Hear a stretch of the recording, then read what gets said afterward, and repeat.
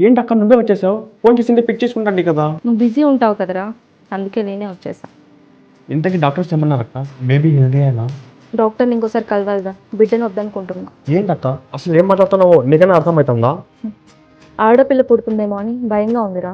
అక్క ఆడపిల్ల పుడితే అదృష్టం కదా అక్క, అలాంటి మాటలు ఎందుకు అంటున్నావు? పొద్దున నా కూతురు పుట్టాక దాని ఫోటో ఎవరో ఒకరు మార్పింగ్ చేసి సోషల్ మీడియాలో వెళ్తే దాని పరిస్థితి ఏంట్రా? అక్క